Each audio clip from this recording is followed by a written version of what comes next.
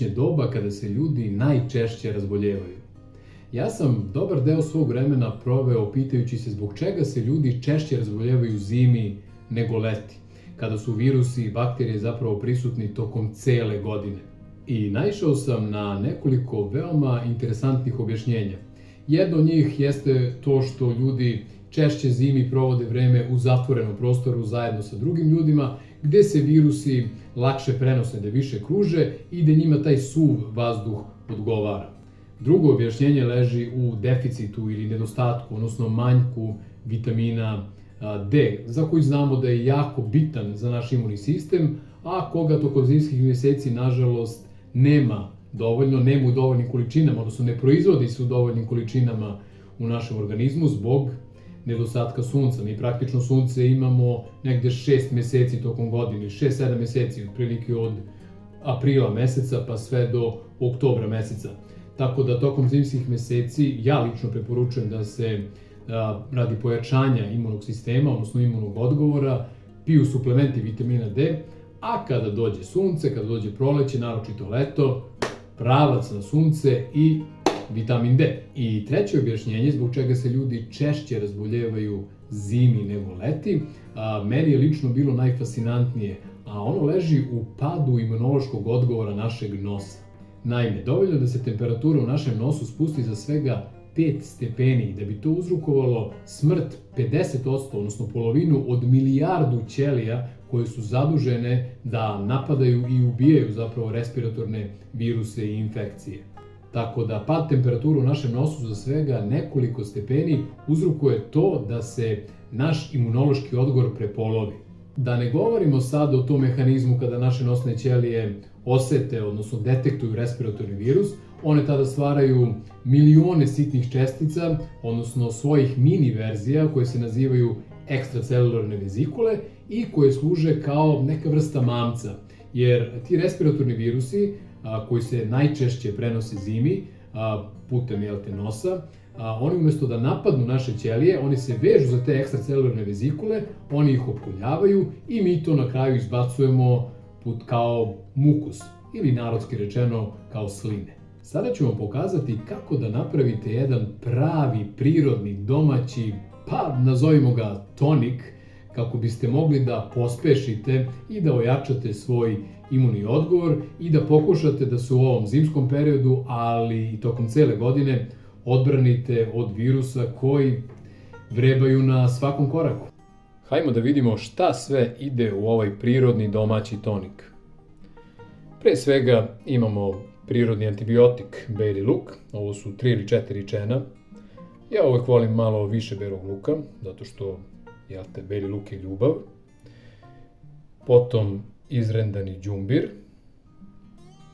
zatim limunov sok, ovde ima otprilike 2 limuna isceđena, celer, 2 ili 3 drške celera. Ja u suštini sve radim odokativno. Ovde imamo mleveni orah i na kraju, ali ne i najmanje bitno, crvena paprika, jedna velika crvena paprika. Nju sam namerno stavio zato što ima mnogo C vitamina. Naime, limun, koliko god da je i zdrav i dobar i treba ga konzumirati, on nekako nezasluženo i neopravdano nosi titulu voća, odnosno namirnice koja ima najviše C vitamina. Verovali ili ne, u paprici ima mnogo više C vitamina nego u limunu. Tako da, to su naši sastojci. Evo kako to izgleda kada se sve stavi u secka. Secka još nismo uključili.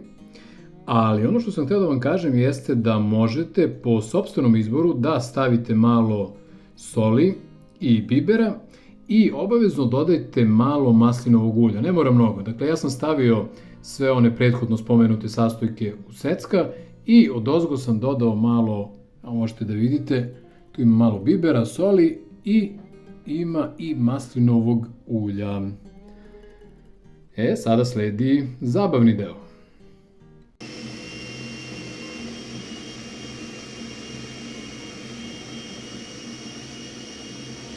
Evo, melje ga.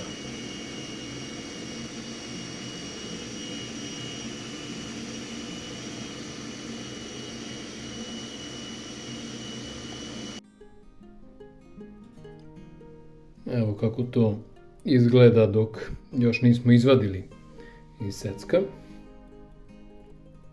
Ali, pazite sad, na kraju ovoga ide jedan takozvani šlag na tortu. Konačan rezultat, evo ga, pravi prirodni tonik. Ali, kao što sam malo čas rekao, to nije sve. Ide jedan šlag na tortu. Možete, ako želite, ja to često radim, na vrh ovog tonika ili premaza, da stavite malo, šta je ovo? Seme od koprive. Tako da preporučujem na seme od koprive, u prethodnom klipu sam pričao o tome koliko je kopriva zdrava. Seme od koprive je naročito dobro za one koji pate od anemije i ovo možete ovako, ovde, malo da pospete, ovako, puta i ukoliko želite možete da dodate i alevu papriku. Tako da, to je to. Pa, hajmo da probamo ovaj tonik.